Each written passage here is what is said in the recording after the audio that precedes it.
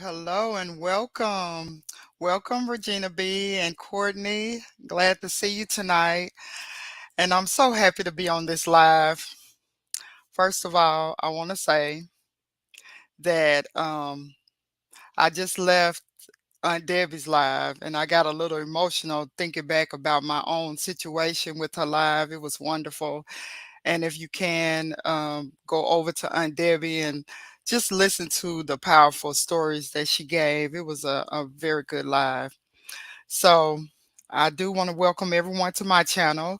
As you know, or for those who are new, I am Dee Dee Star, and my channel is called Love Seen Heard. And soon I'm going to have a picture up or I'm going to go live. But since I'm still learning this YouTube thing, I'm just not ready to, step all the way out there yet, but I'm coming. I'm coming. So just bear with me, please.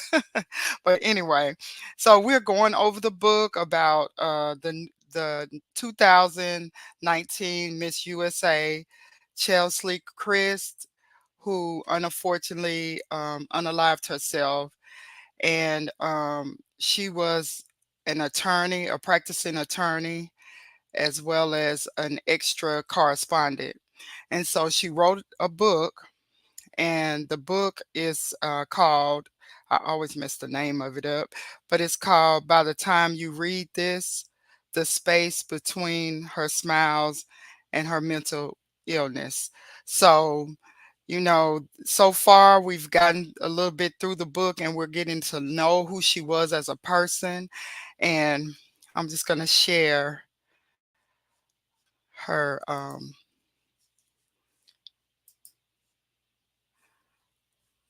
if you can see that. I'm not sure if you can see that well, but she was a very beautiful girl.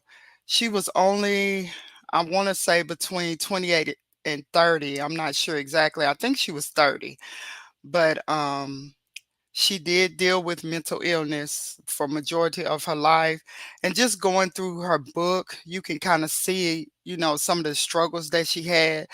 Thank you all for coming in. Hey, De Silva, Brenda, thank you all for coming. I appreciate it. So, right now we're on chapters 5 and 6, and we're just getting through some of the things that she went through as competing, and now we're after the competition when she really won. So, chapter 5, the title is Why Our Wins Matter. So, she talks about how in 2002, her mother became the second Black woman in history to win Mrs. North Carolina, which was a pageant for married women. I had never heard of that, so I thought that was interesting. And before, in a chapter before, she talked about how seeing her mother win a pageant is what encouraged her to start competing in pageants, because she looked up to her mother and she saw the confidence her mother gained from being in a pageant. So that's what started her off. And also, it was a self esteem booster for her because she talked about dealing with a lot of issues growing up with self-esteem. So she said when she saw her mother win that pageant, in her mind, it taught her that Black women can win. So it really shows how her mother was a powerful influence on her life as being a Black woman standing up doing something that she wanted to do. So she talks about how that was her goal from then on, is to compete in that same pageant and win. So she started off in small pageants. She talks about Miss Fort Mill High School, where in her senior year, she became really overwhelmed with schoolwork, and she ran track, and she had a job. So at that time, she really couldn't compete, but she wanted to, she really just wanted to. And then when she got into law school, she felt like that was the perfect time for her to jump into pageants again because, as we know, they do have a lot of programs for them, like scholarships and different things. So she was ready to take advantage of those things. And she talks about how, just going through my notes, sorry. I'm so thankful that you all are here. The imposter, I hope I said hello to everyone. And while I'm taking this little brief break, De Silva teaches YouTube training. So if you like to learn how to be a content creator, I have her email in my description box, so you can, go ahead and reach out to her for YouTube training. Okay. And so this was something she went through, a comment that happened to her. And she was saying that she will never forget. She did win a little competition, and she talked about how the sash tore up and the little crown they gave her broke. But she really, really appreciated winning that competition. And she said that she had a comment from a pageant director, and the lady said to her, "You do have no idea what what you just got for yourself into." And she said she didn't. And this is when she won Carolina, Miss North Carolina. She thought that it'll be easy. She's just a title holder.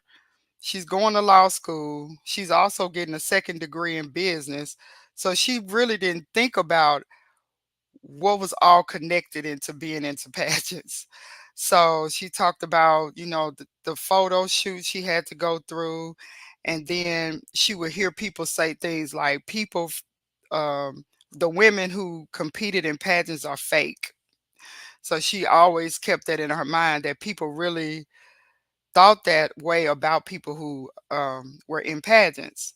But she said it is kind of true, because once you're in that space, and it's just like any space, you learn the culture, you learn how to speak, you learn, what's acceptable and what's not. So in a way, you could say that they are on surface level to other people, because if you're outside of the pageant world, we really don't get it. And I can be honest and say I watched it and I just thought, oh, it's a lot of beautiful girls, but I didn't really look at it in a serious way, the way I'm learning while I'm reading this book. So she talked about how women in the pageant world always talk about having humbling experiences. She said that was like the new language. Everything was about being humbled or humbling. So she had to remember that once she won Miss North Carolina. And then she, for her though, she said she came from humble beginnings. So she was thinking, okay, is that the same? You being humbled or coming from humble beginnings? Maybe, maybe not. So she talked about that. She talked about the jury, just the different things they had to do with being in this pageant world. So she said that when she was competing, there was only one other black woman who had ever won in North Carolina, and her name was Deneen Graham in 1983. And then that same year is when Vanessa Williams became the first black Miss America. And I know last week I was saying about Vanessa Williams and I messed it up. So Vanessa Williams was Miss America. She was the first black Miss America. And then Cheslie was USA. So I had to keep that together. And as I get down further, I'll explain more because she talks about that in the book, how people mess it up a lot. So one thing that was interesting in chapter 5, when she was talking about, why our wins matter, she talked about the fact that when she won Miss USA, and of course there was a girl that won a black Miss Universe, as well as a black Miss Teen USA. So, and many of you may remember, because I do, they were going on a lot of press things together, doing interviews together as a sisterhood, because that was the first time that there were three, a black woman in all three pageants that had won at the same time. So she was saying for her, it was wonderful because she already, and in the book she goes back and forth. She talks about what was her present and some of the past with the pageants. So it's kind of a little bit in different spaces. So if you're reading the book, you'll understand. But and also just to let me say this, in my description, I do have where you can order the book from Amazon. They do have it on Kindle. Some people like the hard copy. So that's in my description box as well.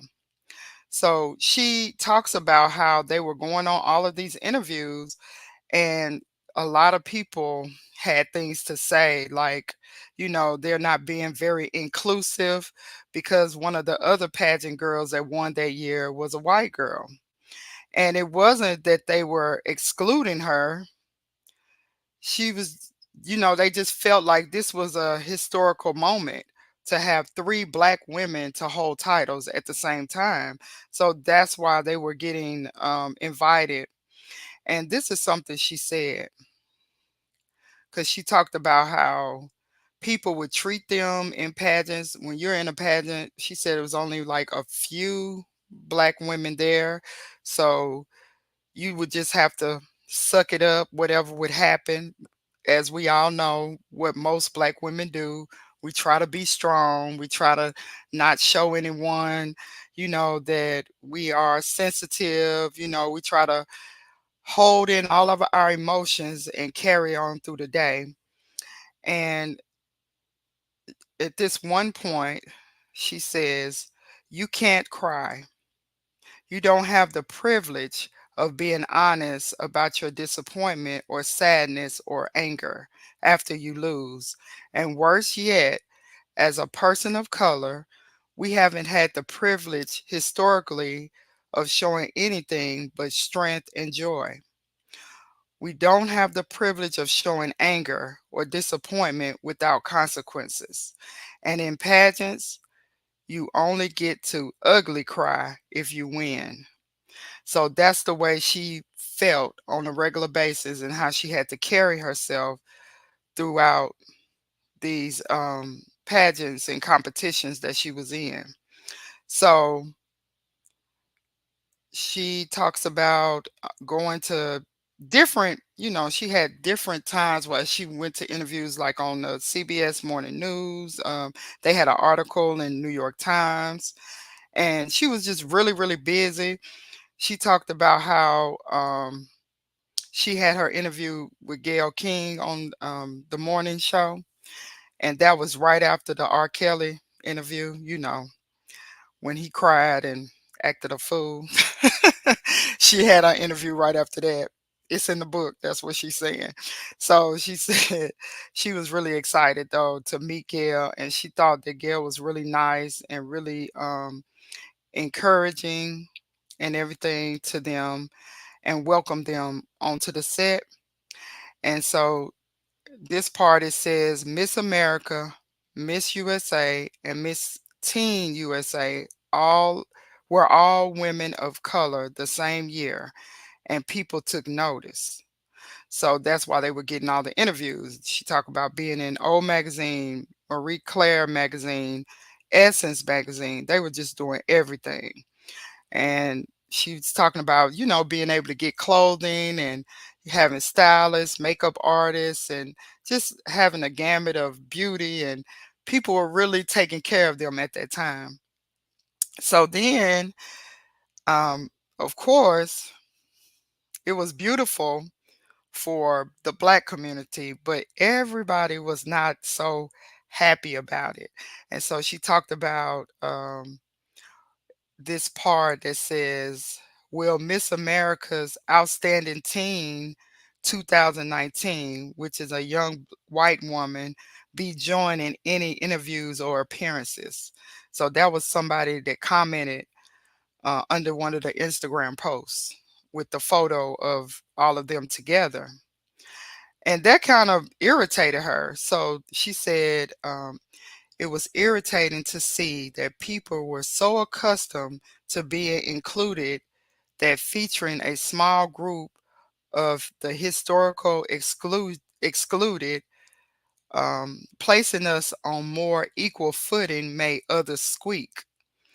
I typically try to ignore these comments, but figured if I remove any wisecracks from my response, I'd be okay. Because at a certain point, it started bothering her that people were making these statements because this was a historical moment that had never happened before. And she felt like they should just be able to have fun with it, enjoy it. And it was really empowering for other Black uh, girls, for Black girls around the world to see that these Black women are holding these titles at the same time, and they were showing sisterhood. And I remember that. I remember watching them and seeing the different interviews and everything. And I thought the same thing, that this was really good for young people to see that you can accomplish things that may be out of the ordinary. Because honestly, growing up, I would watch some of the pageants, but I really didn't have a lot of interest in them because there were not really a lot of Black girls that were in those pageants. So it really didn't interest me. But when they won, and also Kenya Moore won, because I was young at the time when she won, and I'll get into her further because she's also talked about in the book. But I was proud to see her, and especially because she was a dark skinned, beautiful Black girl that won in the pageant. So that made me happy to see that as well. So another comment that was made says, because people just um, always have stuff to say, but this is something that she made, a comment she made.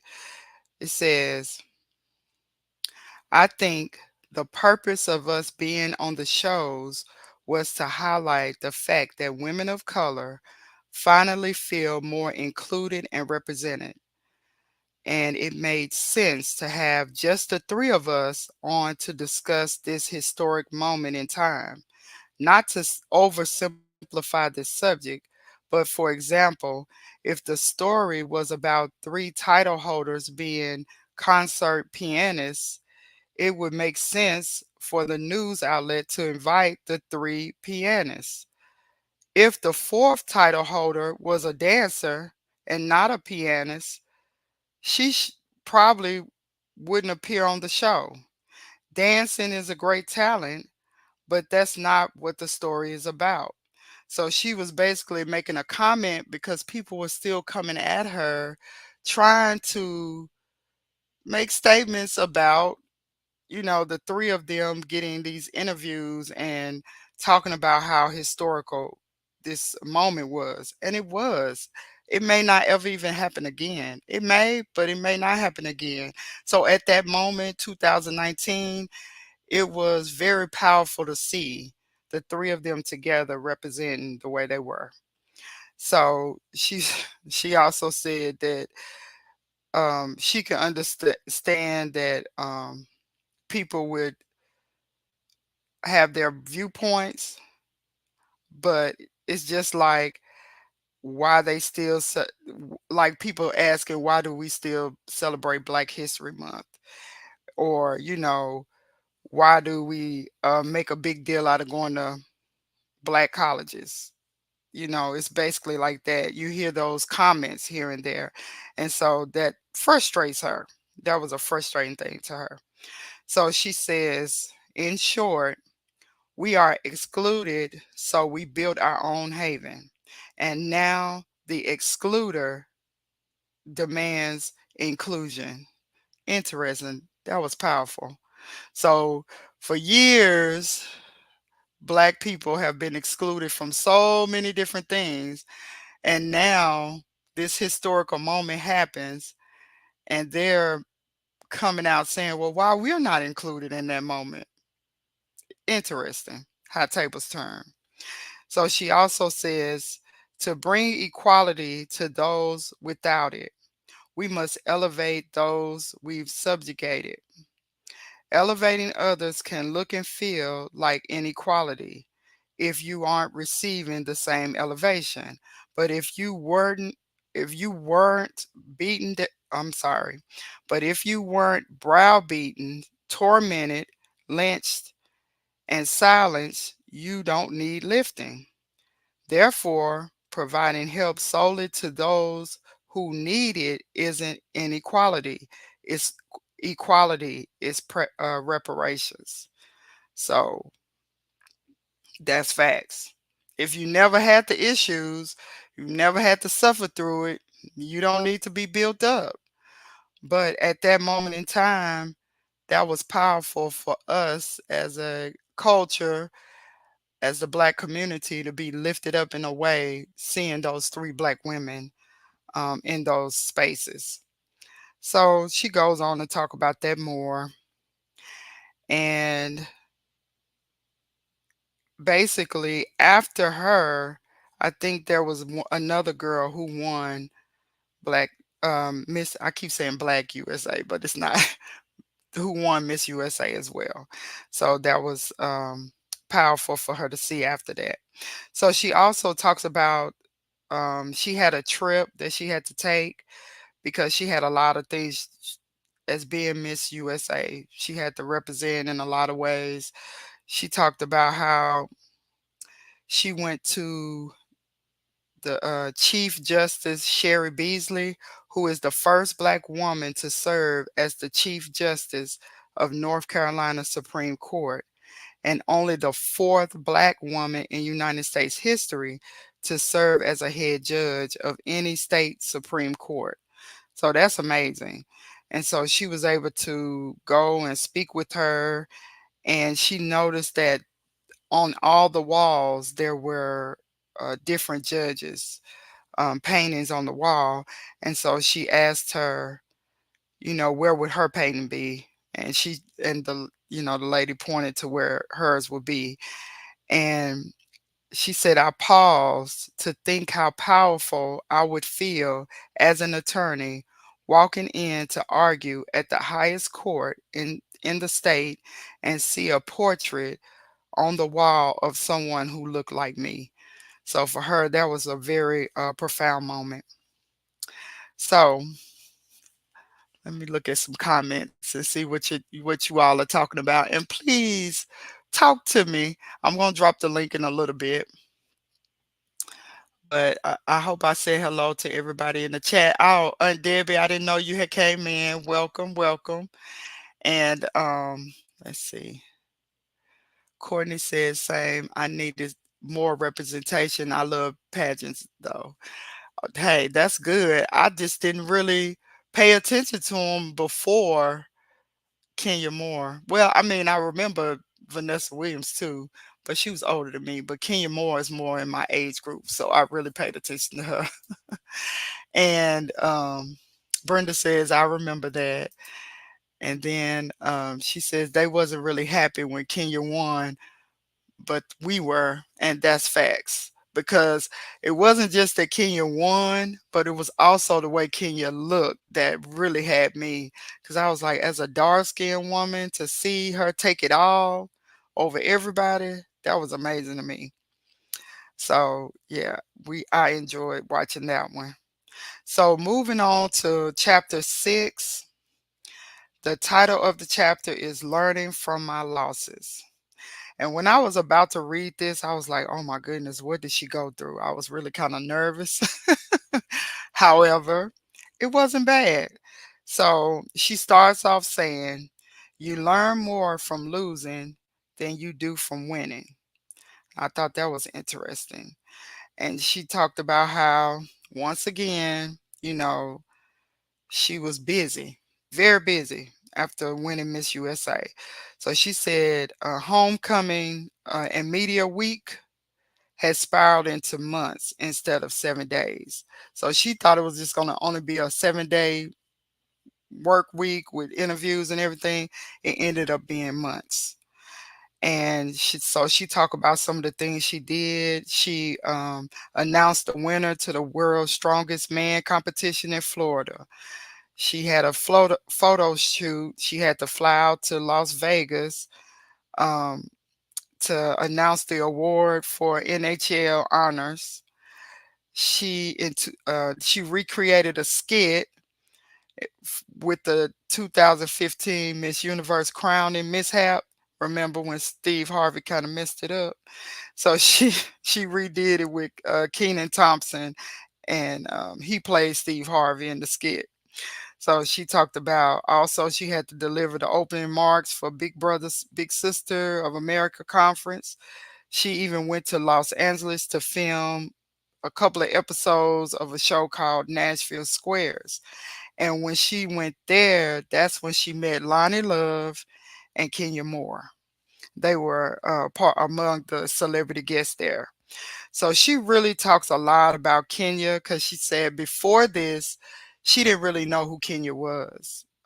Except, she knew she was on the Real Housewives of Atlanta because her mother watched it a lot, but she didn't really watch it as much. But that was what she knew her from. And then she talks about how she remember when, and I don't know if you all remember this, but Kenya was invited to this event, and when they announced her, they introduced her as the former Miss America instead of the former Miss USA, and she was mad. So she was really, upset about that. And that was one of those things they talk about because they were saying that, Kenya's attitude was bad or whatever. But the way Chesley explains it in the book, it kind of made me understand why Kenya got mad. And we'll go into that a little further. And Regina says, yes, that's a beautiful thing, especially for a Black woman at that time to win. We as Black women have come a long way. And that is facts. That's facts. So she talked about how she really got a chance to really talk to Kenya and get to know her. And she said that, it is kind of like a sisterhood. So she she really got close to Kenya, and she was saying that the mix up of them calling her Miss America over Miss USA is like introducing the CEO of Nike as the CEO of Adidas. You wouldn't do that. That's just really disrespectful. Not saying one is better than the other, but it's just two different companies that they're representing. So when I thought about it that way, I was like, well, yeah, I can see her point. So, and you know, as Chelsea talks about the pageants and everything, they really do work hard and they have to really practice and get their skills down, and it's more than just walking on stage in beautiful gowns and swimsuit wear, because of course you got to have your body right too to even be in the swimsuit competition. So it's a lot to it. So she says that The Kenya Moore I met was one of the most welcoming, kind, sharp, gracious former title holders I ever known. So she really appreciated Kenya. And she talks about a lot about Kenya. She goes into, a lot of different things that they experienced while they were working on this show of Nashville Squares. And then she says that working hard and winning the first time around. So this is okay. Let me get back. She says what her losses taught her was most memorable lessons that she had. So she said working hard and winning the first time around only motivated me to figure out the least amount of effort that she could put forth. But then losing drove her to push the limits of possibility physically and mentally, and forced her to learn patience, discipline, purpose, focus, and all of which helped me later in life, and especially off the pageant stage. So she gets into more about her going to law school and taking the bar exam, and it's another exam she had to take. So she was saying how a lot of people know that the bar exam is difficult. Most people, they do not pass it the first time. They have difficulty. They take it more times than not. And so the basic thing is, at least if you pass, that's what you want to do. You want to pass the bar. But the other test is called the multi-state professional responsibility examination. Somebody, and we know how this happens, when people tell you, "Oh, that's a piece of cake. That's not hard. You'll just take it. You don't really even have to study. It's just common sense. You'll pass it. It's no big deal." And that's basically what happened to her with this exam. So she said she studied just a few nights, assuming that most of the exam would be relatively easy. And guess what? She failed. So for her, because reading this book, you really see that she is a very driven person and she does not like to fail. So she, of course, was upset that she took this test and did not pass on the first time. So it let her know that, okay, I can't do this again, because after this test, she had to go take the bar. And remember, for those who were here last week or the week before, she took the SATs at 12 years old and made a high score. She said that you can make a 1600. She made a 1010 at 12 years old. So that really lets you know how intelligent she is. She was, but also the fact that, now this is for her career. And so she, of course, she didn't want to mess that up, because she already had a job waiting for her at a law firm that she was going to start after law school. So she said that failing the easy test turned out to be the best thing that happened to her for the bar exam. So she said you can call it scared straight. So what she did, she took some action. And I was like, man, I can learn from this. This was really powerful to me. She said the first thing she did, she had her best friend to change all her passwords on her social media accounts so she couldn't log in. Then she turned off her news notification on her phone so she wouldn't get distracted. Then she told her family in a group text that she will not be home to visit all summer long. So she said that, don't invite me to anything. I'm not coming.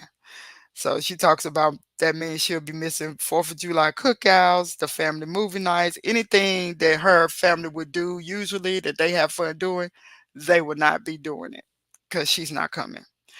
So she had a routine schedule of going to campus by 9 o'clock with her study partner.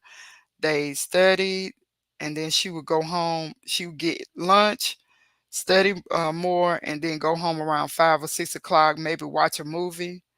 And she said that that was a everyday routine, every day. She said, but then she did realize she needed some self-care, so she had some self-care activities. For her was getting her nails done on her lunch break every 2 weeks. So that was her time to, just relax. Courtney says she on to something. I need to do this. Me too. When I read it, I was like, oh, I need to take up with that because I'm not that disciplined to that degree. So she said she was really disciplined. She started going to the gym, and then she would go online sometimes looking for a new apartment that would be close by the law firm she was going to work in. And she said by doing all of that, this is what she said, not a single day went by without me thinking about, counting down for, or crying over the impending bar exam. And I can relate. When I have something really stressful that's coming up, I'll be thinking about it. It's on my head, it's on my mind, and I'm consumed and worried about it. So she said, but it worked, and she passed the North Carolina bar exam on her first try. So that was impressive. And so she said that, when she focused and disciplined herself, it just helped her. So she said, failure and fear ended up teaching me a great deal. And so I was like, I'm going to take some of these to heart because that is incredible. So she goes back and she talks about how she was into track and field and how she did not implement those skills at that time because she knew that she wanted to go to law school and she was already accepted. She didn't really put a lot into track and field in college. And that was like one of her regrets, that she could have done a lot better with that. And but she just didn't really want to go far with that. But the principles she learned with taking the bar exam is what she put into the pageants. And that's she, feel like that's how she won the pageant.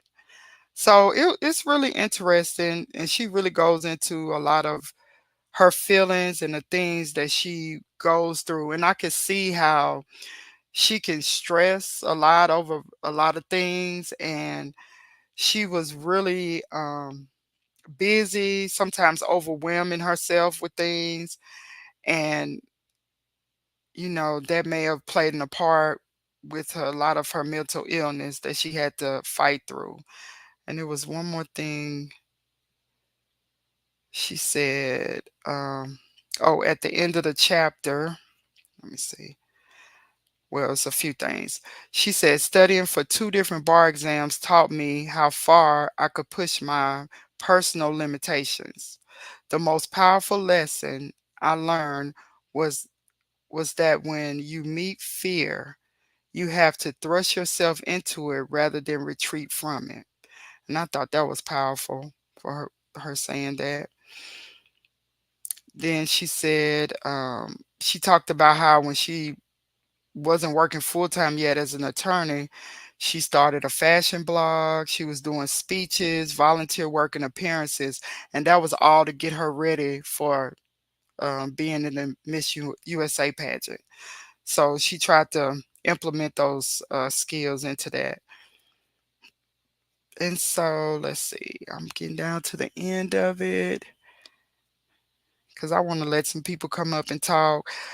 The end of the chapter, she left it with this: the key to winning is being prepared in every category and hoping for the best. So, um, very powerful two chapters.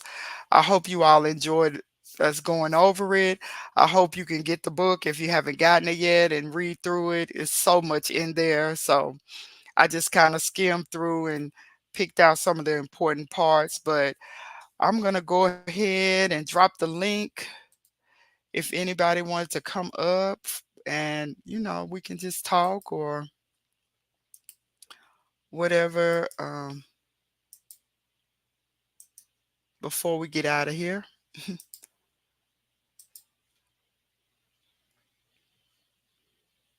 I don't know why. I don't know if it's Let's see.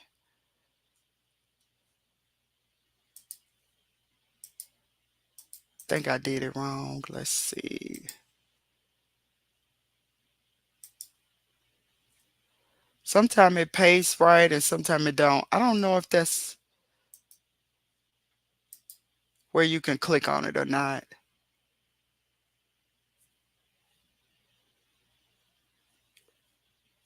But if you like to come up, if you can click on the link, it doesn't look like it's a clickable link. Oh, okay. Okay. Thank you, Courtney. I appreciate it. Yeah. So if anybody wanted to come up, this has been a good day today. We were on the Silvers Live, and yes, Brenda. Yes, that I'm telling you. I think that's why I'm so drawn to this book. Brenda says it's really sad that she would take her life when she had so much to look forward to. And I think that's why I wanted to do this book, because I really wanted to know why. It didn't make sense because I would watch her on different things. Matter of fact, let me show something that I wanted to she would do a lot of different things that was just amazing. And she was just such a nice, sweet girl. And so to see that happen to her at such a young age, it's just something. And also the fact that she gave this book to her mother because she wanted her mother to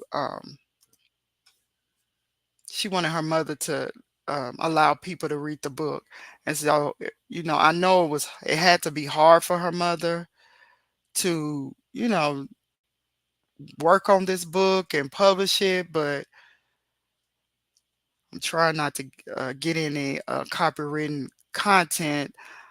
But I went on her Facebook. Let's see. She has a lot of things because her Facebook is still open. She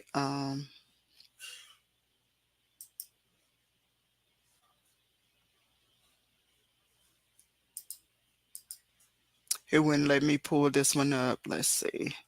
Because some of it is copyrighted material. And I do have to be careful with that. Let me go on her Instagram.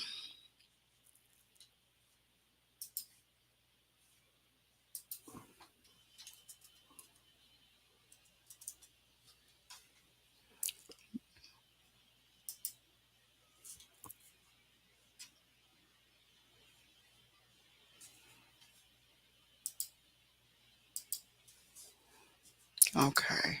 So let's see. She have a lot of things on her.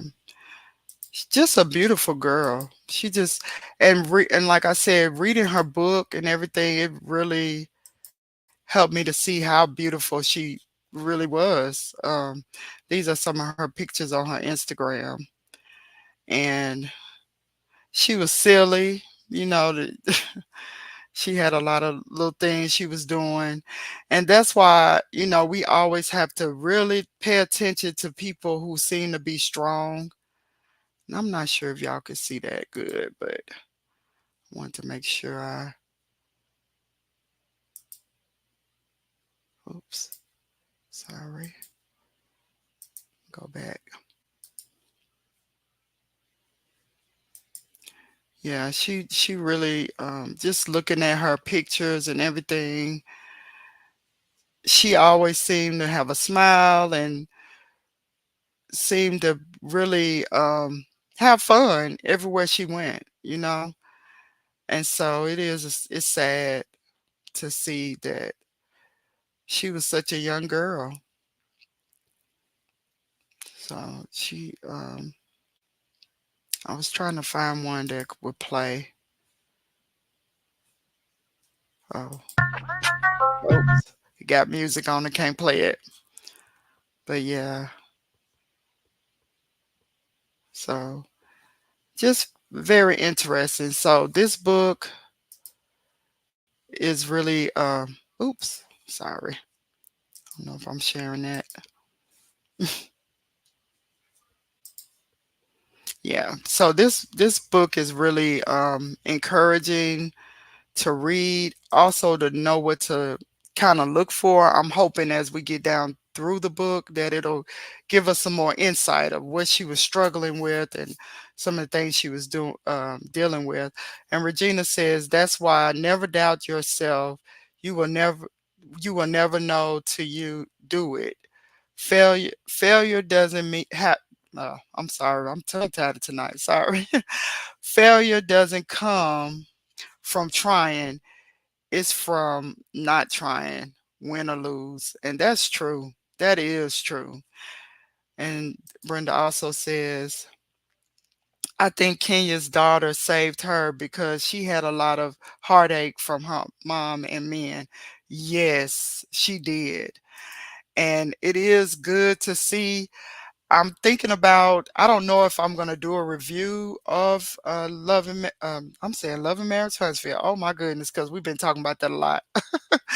The Housewives of Atlanta, because I stopped watching it years ago after that debacle with Portia and Phaedra and Candy. I was done after that. So I really kind of want to, I'm kind of interested. I know Courtney did a video about it, how the new people that's coming on. So, and if you can go to Courtney's channel, she have some good topics over there, and she talk about the celebrity topics. And so going, and if you want to put your link in the chat, Courtney, that's good.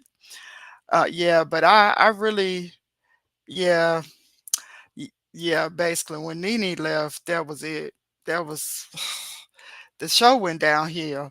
I wouldn't even mind Kim coming back just because Kim is a train wreck and she just makes good TV. I know a lot of people don't like Kim, but she just makes good TV. She's funny to me, and she was funny in the midst of those girls. But what she did was wrong, and I hated that she was able to skate by and not held accountable for her mess. But not to get all off into that because this is a different topic. But just speaking of Kenya, yeah, and bring Phaedra back. Phaedra is a mess, and I know I like her witty way of being sneaky and talking crazy to people. I like that about her, but she a whole mess too. Yes, both of you guys should do it. I'm thinking about it. I really am because I was on Courtney's channel when she was talking about the new girls coming on, and now that Portia's back, I think it'll be a little interesting of seeing how this little mix up, the new mix up of women coming in, it may change the dynamics of the show. So I'm thinking about it. I am. Since I'm not reviewing any shows right now, I've been trying to think about what would I really be passionate about and stick with because I'm one of those, if they get on my nerves, I'm out. I prefer to listen to the reviews of other people than to really watch the show. So I'm thinking about that. That would be a good idea and everything. So I don't know if either one of you all wanted to come up. I'll drop the link one more time. And if not, we can say our good nights. And I don't know if Debbie's still here. She also has a channel. That's where I was earlier. It was very good, encouraging, talking about substance abuse and Alcohol Anonymous. I thought that was powerful and very interesting to share because there's many people that are dealing with that. Yes, Brenda, I watched the Black Hamptons when they first came. You remember the first time they came on, and then it went away, and then I lost track. I didn't even get back, and I just saw it for the first day, the first time the other day, and I didn't even get on it. But I need to start back watching that too. Hello, Courtney. Hello, Aunt Debbie. How y'all doing? Hey, Dee Dee. Hey, Diddy, I love your Hey, channel. Oh, thank you. it's beautiful. I just Oh, love it. thank you. Yes. Hey, Hey, chicken she's and doing a great Portia. job, Aunt Debbie. Huh? And she's doing a great job. Her graphics look amazing. Everything. I mean, I absolutely gorgeous the graphics. I love it, and I I love your appreciate it. platform. Go, Didi, Star, go! Thank you so much. I'm telling you, every week I'm like, okay, I gotta do this, I gotta do this. But you all are really encouraging too. Watching y'all do your thing, it's really encouraging to see. So it makes me say, okay, I can do it. I can do it. But You, it's just a lot to get used to, but I'm enjoying it. yes, it is, but you're doing a fantastic job. I Thank you. love it. And I Thank love the platform you're talking about women, and that book will teach us all, because a lot of the stuff you was talking about in the chapters, I didn't know this young lady, but it makes me want to get to know her and read that book. Yes, because her mom, she's I looked her mom up too, and I tried to ask her for an interview, but of course she's interviewing with big people. So we'll see. We'll see. We'll keep it in our thoughts and prayers. We'll see. She may come, in the future. But I did reach out to her and tell her that I was really proud of her for putting this book out, because really she could have held it as a treasure of her own, since that's the last part of her daughter that she has. And just to me, for her to put those her daughter's words out, because her daughter actually wrote the whole book and gave it to her mother to publish.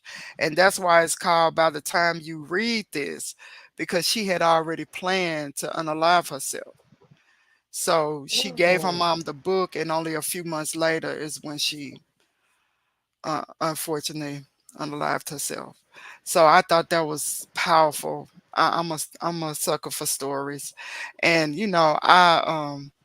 my own dealing with depression, and we all go through it different times, and everybody have their own story. So to see a person who, she seemed like she had everything. I mean, she had become an attorney. She also had a business degree. She did both of them at the same time.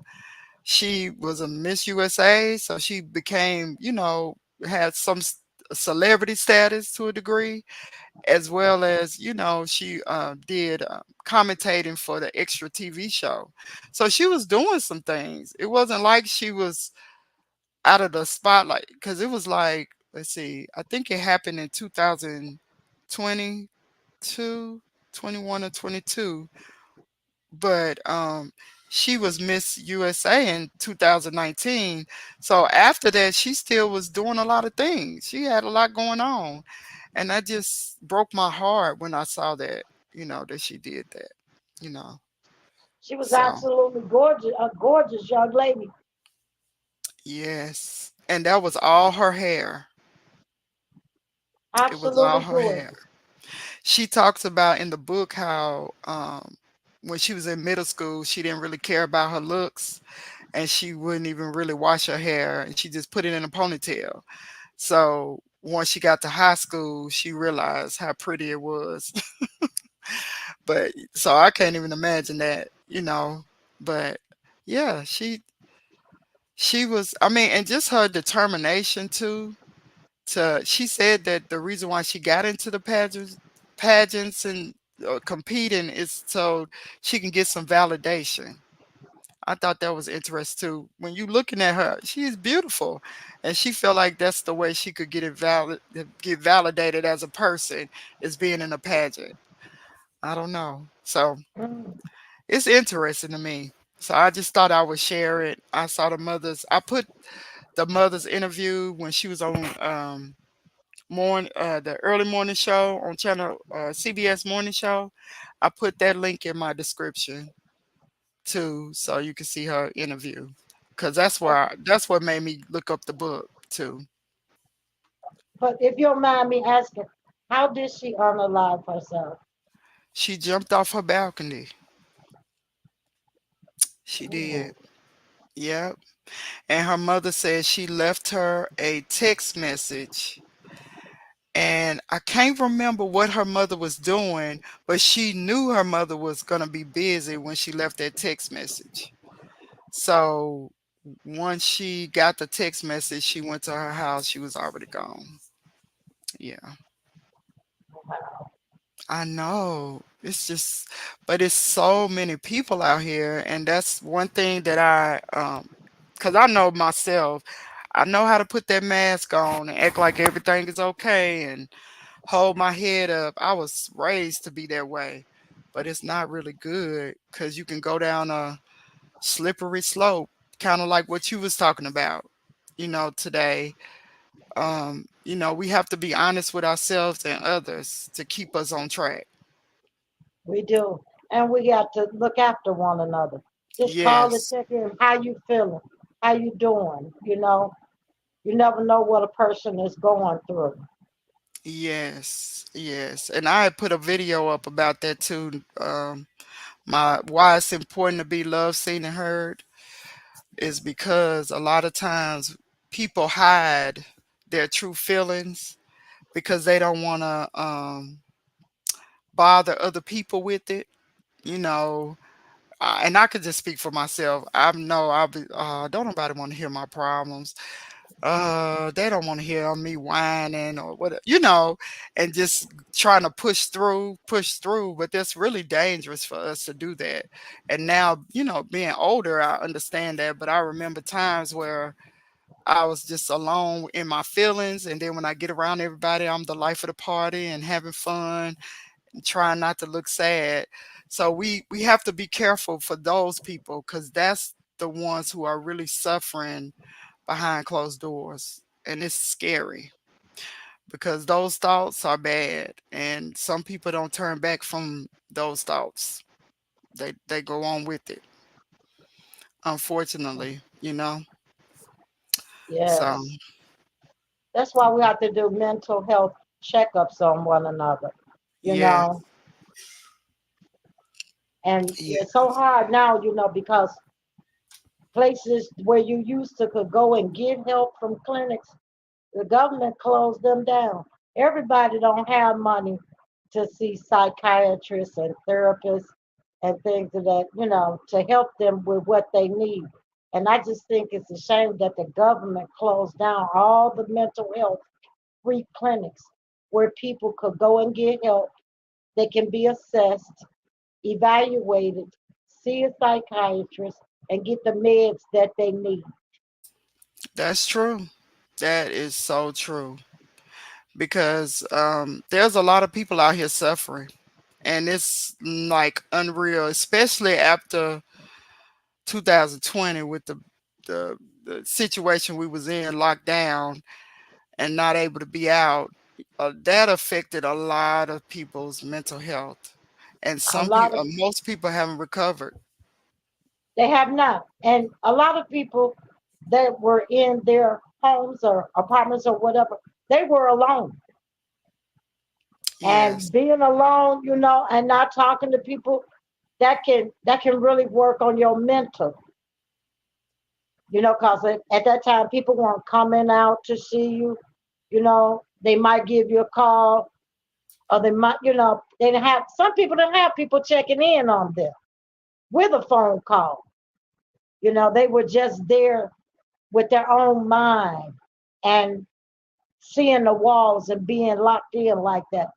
That can really work on your mental state, because I was one person who was like that.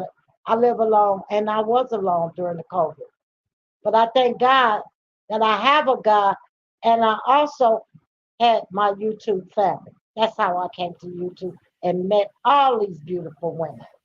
yes, I tell you, it really, especially at that time, being on the Silver's platform. I don't even know how I Yeah, came across her platform, but it was like being home, and I have enjoyed every minute of it. Cause no matter what we talking about, we having a ball. so I'm telling you, because that's how I found it. I was with, I started looking at all about the tea. They had too many problems. Then they had folks drunk, fighting. That's not for Yep, me. That's not yep, what I need right now. I need some encouragement, some women talking, something I can listen to that'll keep my mind stimulated. And that's when I found the silver. And I went there and I stayed. And then That man came and he was going to everybody's platform talking about he had hot tea. I went over there. Going back out. I went right back to Silver and right back out. You remember that day I told him, I'm not going back. I stay right here, ain't going nowhere else. That wasn't for me, you know. He talking Yes. about the cake lady, what he did to the other lady. What you gonna do for me? Let me get on out the door before we have a problem. I went right on back over there where women were helping and talking and helping and pouring and then encouraging each other and other women. And at that time, that's what I needed, and that's why I stayed. Yep, we all did. And you can tell because when we get on there, we can't get off. We be on there all night. 8 hours. Yes, that is something. Let's read what Regina B says. Right, sis, because you never know what people are going through. And if they don't have a family member or someone that's willing to help and be there, even if it's just to talk for each other. And that's true, praying for each other. And that's true because people are so busy, and even if they're not really busy, people don't have the patience anymore to care for people. If you start talking, oh, well, I gotta go, I got this to do and that to do. But I've never been that type of person. And I usually work with elderly people. That's my jam because I love to hear their stories. And, you get so much knowledge and wealth from older people. And so that's what has helped me to really pay attention more to everybody else. Being, working in the hospital, working at bedside, or working in nursing homes, paying attention to my patients, that helped me in other areas of life where I can, I see people. Let me tell you something. If you see, I've never been shy and I can talk. I promise you, I can go anywhere. Folks tell me they business. I be talking to people forever. And my husband be laughing like, how you start talking to them about that? I don't know. But I just try to be nice, wave at people when I can, because we don't know what people are going through on a regular basis. We just don't. We don't. We don't. We don't know what people going through or what's on their mind. And when you call to talk to people, especially if they have husbands, well, my husband, here, I gotta go. They just don't have the time, you know. So it's good to just have somebody just to listen, just an ear. And sometimes that's all people want is somebody to just listen to them. That's it. Regina said, yes, Aunt Debbie. And what's unfortunate, they did it to our black people. Yeah, they did. Talked about those clinics and everything. And it is hard to find good therapists and good people to talk to, on a regular basis. Because I promote therapy. It's not for everybody, but you gotta find the right one. You can't just because everybody have different concepts of how they can help you. So you do, if I encourage people to go to therapy, but find the right therapy for you. Um, Right. Hello, Kate, game changer. She said, I don't know if it's a he or she, but it says that's been happening at um, what is it, Young Bodge? I don't know what that mean. I'm sorry. Strangers will tell me their business in mall at the movies. Yep. I go through that a lot. It's really surprising to me sometimes. And my daughter, she'll say, Mama, do you know them? I'm like, no.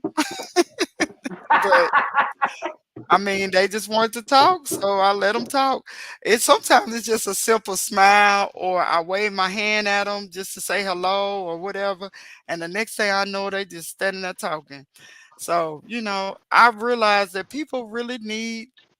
I feel like that's it's a that's a mental health booster to be able to communicate and get your feelings out and free yourself of negative thoughts, and just be able to let go, and then you can move on to do the other things that's important in your life. And I think that's probably why I was attracted to YouTube, I've been on other social media platforms. I had a podcast that I was doing on a app called Wisdom for a while, and I really enjoyed that too. But YouTube is just a little bit different because you get to reach out to more people and get different perspectives, and then it's a lot more channels you can pick and choose from. Some of the other smaller platforms, you could get lost in some of this craziness, like on YouTube too, but mostly you can pick and choose your platform on YouTube. So I really have enjoyed that. Let's see. Regina says, "Amen, Aunt Debbie and sister told y'all these platforms are therapeutic for me. Well, keep coming back, and I'm gonna do some more lives. I just have to get myself together because I'm focused on this book, and then I'm trying to do videos here and there. But keep coming back. And Courtney, look, you quiet. Courtney, are you quiet? You a quiet person? No, I was letting y'all talk, but I really didn't come up to say much. I just wanted to give you kudos on your page looks amazing. You're doing an amazing job. And I just wanted to let you know your link is working and I'm here for support. I That's all. really appreciate it. Thank you, and I'm here to support you too. I'll be laughing sometime when I come over there because your thoughts are really like mine, especially when you was talking about SWV and Escape. I was like, people don't even understand. They don't understand. Yeah, But yeah, but you're doing a great job. I love your platform. I love the fact that you're focusing on right now, you yeah, always, as you said, can pivot and expand. But I love the fact that you're focusing on women and mental health, because I think a lot of people, we like to, giggle and talk and, the celebrity gossip or love of Mayor Huntsville. But it's always good to check on mental health and to discuss mental health openly to know that you're not alone out here. So I do appreciate your platform. thank you. And Yes. one thing I love about Da Silva and how she teaches, she wants you to do something you're passionate about, not just jump on the bandwagon what everybody else is doing. And I think once she helped me to understand that, because I got some stories. We haven't even covered the surface of my life. But Listen. Listen, stories, baby. oh, Sometimes and I I be wanted to, looking at my life like, is this? Did I live it? Did I live through that? I'm telling you, and I was gonna tell you, Courtney, I'm gonna email you. I got your email. I'm going to email you because I had an idea to talk to you about because of one of your videos you did, and I wanted to talk about that a little more, especially with Oh, the Diddy stuff going on. And absolutely. I don't know if you all heard my video I did Saturday, Hmm.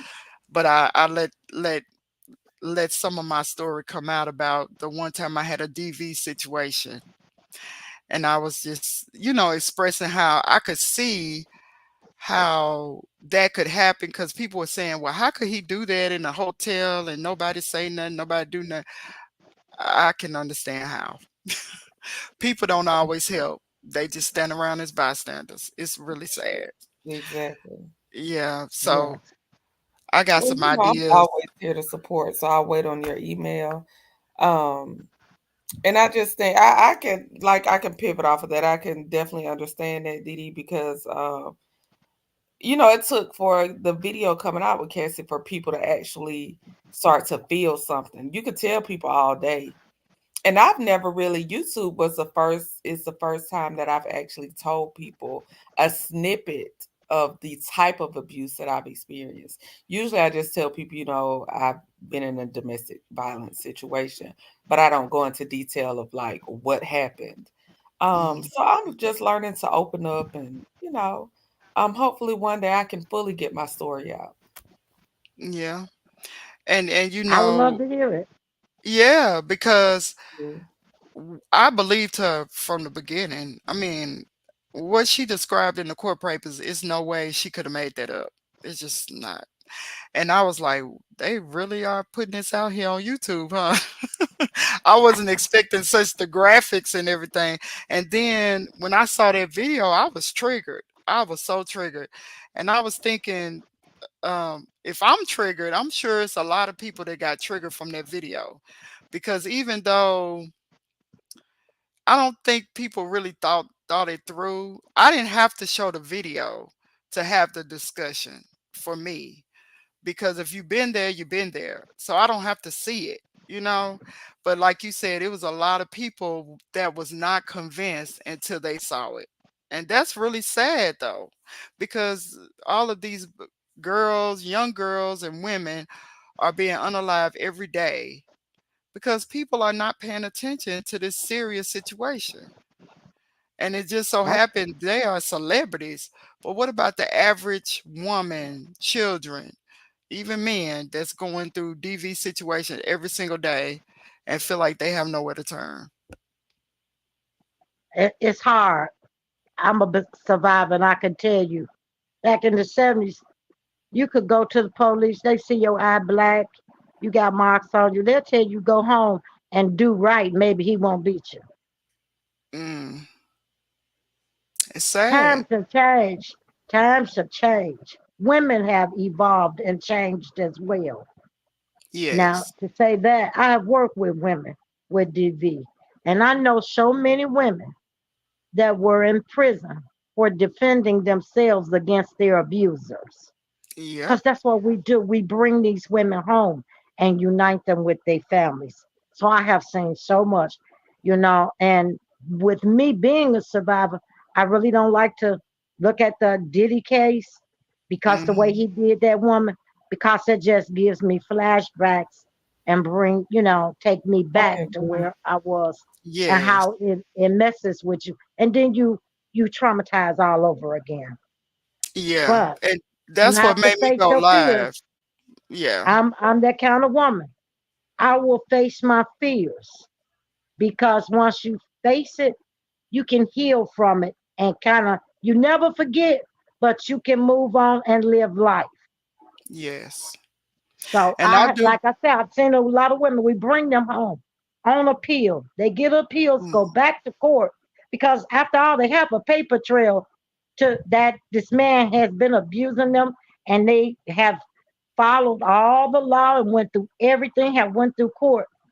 And then when they defend themselves, these women are getting 48 to 50 years for this defending wow. themselves against the abuser. Yeah. It's horrible. It's horrible. And if they not defending themselves, they end up on the news. So Right. the opposite way. It's horrible. And I do believe that having open conversations it's just powerful all the way around, because even though you don't want to relive it, I felt so powerful Saturday when I said that little bit. And it was me and Lala. She ended up coming in, and I was like, because I didn't know if anybody was gonna come in, and I just went live. I just felt like I needed to, but I felt so empowered after that I could say my story and really relate to someone on a level of being sympathetic and empathetic to her, as well as looking at what I survived as well. And sometimes as a survivor, you're fighting in survival mode every single day. It's always a fight. But to be able to be outspoken about it, and not in a way where you want sympathy, but to help other people. That's my thing, is to help others to get through it. Because some people, they don't know how to get past it. They may have gotten out of the situation, and I don't know who need to hear this, and I don't even know why this came up, but it's here.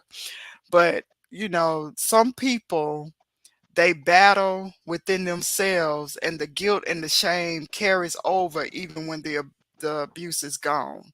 So it's powerful to have conversations and platforms to be open and honest about it. And so, Aunt Debbie, I'm gonna be pulling for you too to give me some help with this, because that's something I was a child of it. I grew up in a household with it, and then I had a couple of encounters of my own being an adult. So those are the things I'm passionate about, to really help others to understand they're not alone. And some of the young girls, what they see on the TV, because our social media and TV is horrible for our young generation. It's not teaching them Yeah. anything positive, and they think that that's the way to go, to be out here half dressed, letting men treat you any kind of way for the bag. It's pitiful. And I have a 12-year old, and every day I'm talking to her about what she's seeing on social media is not real life. This is not where you need to be. That's not the person you need to be. You need to not look at these girls in music and, all these different places as a role model, because they're not the role models. So I talk to her a lot about it, but she come home from school and tell me about different ones and what's going on with them, and it's really sad because they're the ones that have to take care of us. This is the next generation. And if we don't start really helping them to understand how to be honorable women, because the women are the backbone, you know, Yeah. most people don't really, they don't see it like that now. But I know my mama was a strong black woman. We had our issues, but because of her, it made me be a strong person. So I was able to do the things that I do and carry on and handle my own household. But these young girls now, they're not getting that. They're not being taught the lessons of how to even be women, you know? So it's important for us, the older ones, because I'm an older one now, to really, think about. It's hard for me to say I'm about to be 51 in a few weeks, but it's okay. But I'm okay with that. I'm embracing that because now I feel like it's my duty to help younger women to become honorable women. It's my duty. The experiences I've been through, I didn't go through that for nothing. I can use it to help somebody else. And the same with you, Debbie, and the same with you, Courtney, and everybody in the chat. We have an experience. We all have stories. They may be similar, but they're our own stories that we can use to empower others. Because I don't know how it's going to be in a little few years. If I had to go to a nursing home, I'm scared. I'm scared of these Don't young think people about today. it. I'm just saying, who are we gonna have to take care of us? It's really sad, but God, well, I don't yes, worry God, of about that. course, yeah, Don't worry about that right now. You got a whole lot of living to do. And you don't need to waste time thinking about that when you got some living and you got a purpose for life. yes, I'll always be here for you.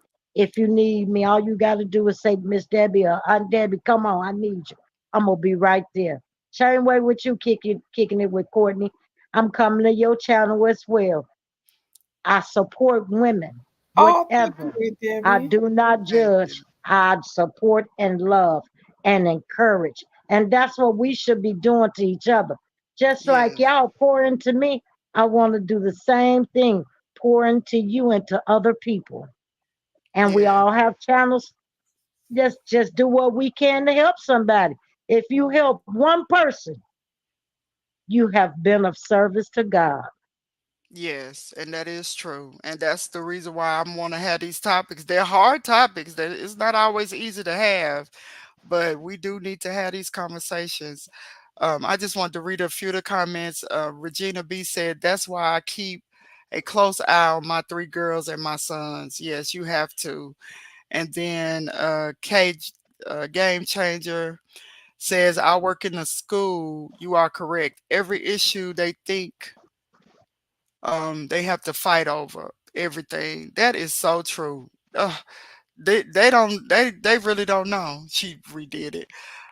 She said, "I work in a school, and you are correct. They think they have to fight over everything. They do. They do.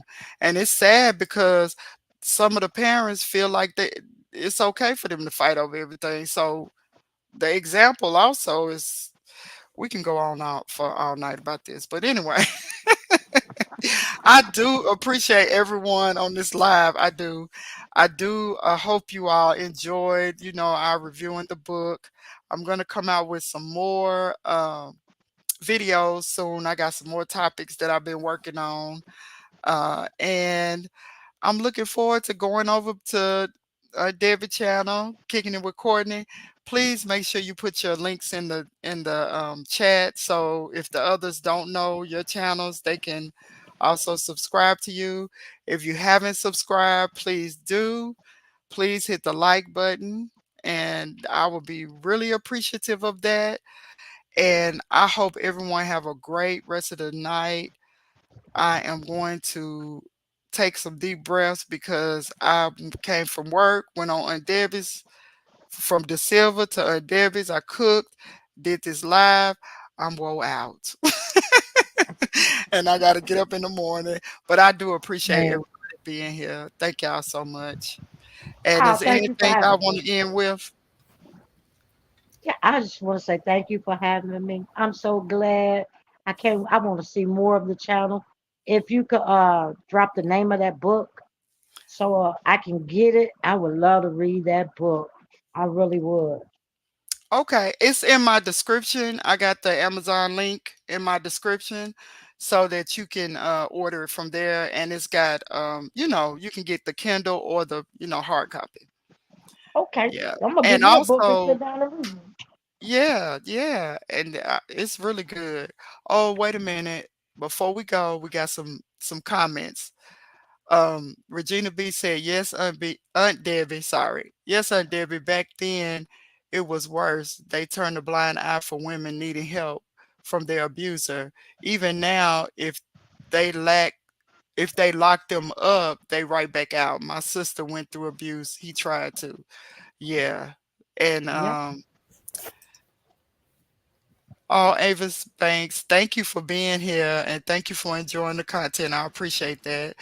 um Regina B continued her comment. She said, he tried to unalive my sister and he's now deceased. He died in prison. Wow. Wow. Wow. Yeah. So it happens. It happens. I'm sorry to hear that she went through that because it also affects the family members around too, seeing their family members go through that. So I am sorry to hear that, Regina. Yeah. Okay. And Courtney, did you have something to say before we leave? Just thank you for letting me up. It's always great company being in the presence of you and Aunt Debbie, and great topics. I can't wait till the next one. I'm always here to support Auntie Debbie. I'll be over, and that's it. Just good night, and I'm wore out too. Been on YouTube working all day, cook as well. I'm Tired. telling you. It's time for me to hit the bed myself. Yes. Good Well, night, ladies. have a Good good night. night. I'm gonna go ahead and play this intro and we'll be out because I could talk for the rest of the night. So I'm not gonna do that to y'all because we not on Patreon or nothing. So I'm gonna wait for when my Patreon comes up so I can have some of them late nights too. But y'all take care. Good night. Good night.